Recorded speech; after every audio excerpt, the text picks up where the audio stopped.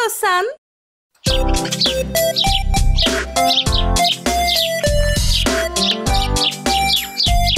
Il y avait une tradition dans le pays de la princesse Cendrillon.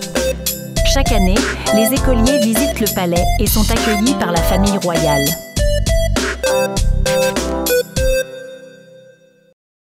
Je veux accueillir les enfants lors de la visite du palais de cette année. Le prince a accepté la demande de Cendrillon. Cendrillon a partagé la bonne nouvelle avec son ami Pofu. Pofu, je suis si excitée! Je vais pouvoir accueillir les enfants dans le palais. C'est merveilleux. Je peux me joindre à toi? Bien sûr, Pofu! Je ne pourrais pas le faire sans toi. Mais Sera et sa mère, la sorcière Rosa, n'ont pas bien pris la nouvelle. Elles sont malheureuses parce qu'elles sont jalouses de Cendrillon. Cette princesse paysanne est toujours sur le devant de la scène. Elle va le regretter. Nous allons l'embarrasser devant les enfants. Comment allons-nous faire ça? Nous ferons des farces pour que les enfants disent à tout le monde qu'elle est une mauvaise hôtesse.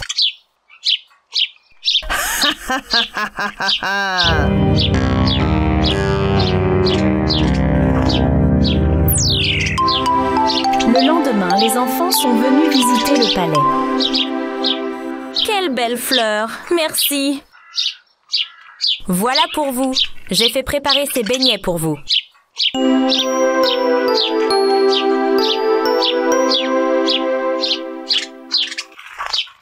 Salut les enfants, je suis Pofu. Bienvenue dans notre palais.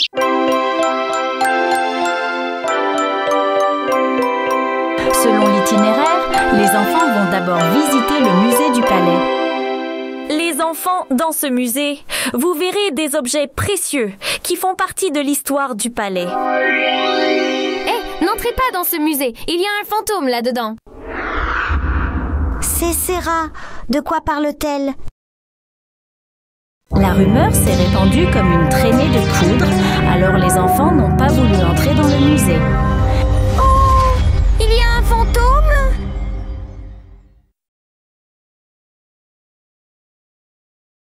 Qui a inventé ça, les enfants? Les fantômes n'existent pas. Ne croyez pas ces bêtises.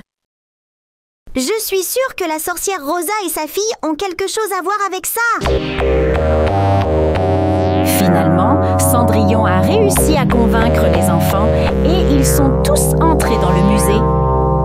Ce sont des armures de chevaliers des temps anciens. Ce sont les peintures de nos anciens rois. Fantôme, courez!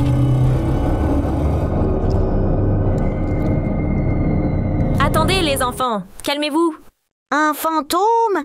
Oui, c'est ça. Je sais ce qui s'est passé.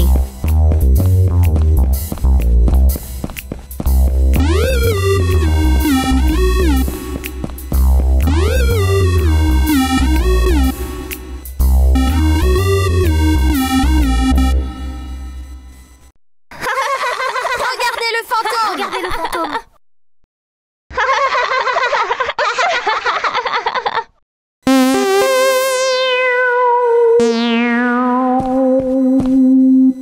Sera, ce n'est pas bien d'effrayer les enfants.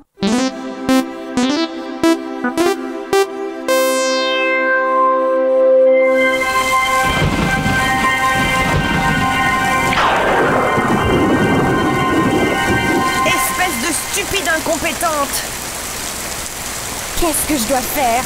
Ce sournois lapin a marché sur ma feuille.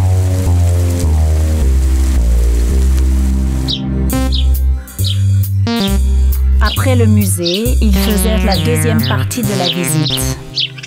Nous allons maintenant visiter le lac des pingouins. Vous allez adorer!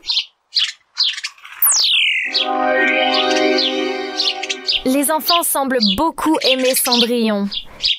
Arrête de pleurnicher! Porte-le! Qu'est-ce que c'est? Un masque d'Halloween du monstre du lac. Et ne faites pas d'erreur cette fois-ci. Cendrillon est parti avec les enfants pour aller au lac des pingouins. Je suis sûre que vous aimerez beaucoup notre lac.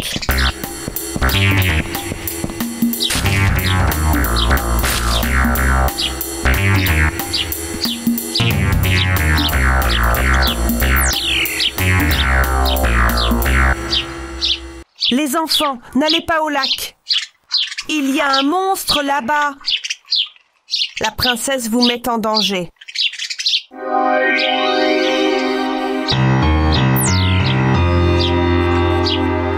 Quand les enfants ont entendu cela, ils ont refusé d'aller au lac. Le monstre du lac n'existe pas, les enfants. Elle l'a inventé. Les enfants ont fait confiance à Cendrillon, alors ils sont tous allés au bord du lac. N'est-ce pas magnifique? Allons voir de plus près les pingouins.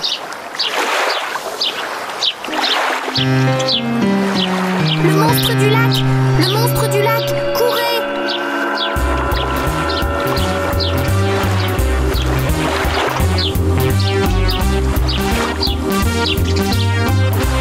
Mais le monstre du lac n'était pas conscient de ce qui l'attendait.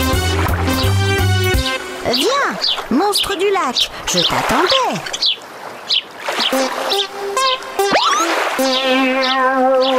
Ah, que s'est-il passé? Où est mon masque? Regardez le monstre! Regardez le drôle de fille! Drôle de fille!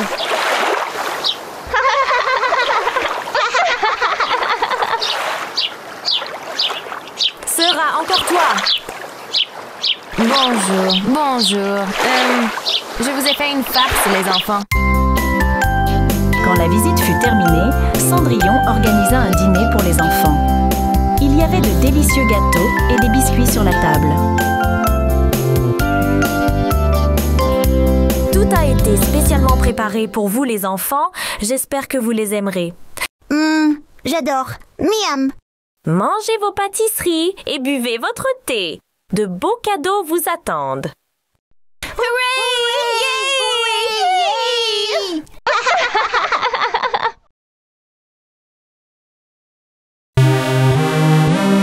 Bien sûr, la sorcière Rosa élaborait à nouveau un plan diabolique.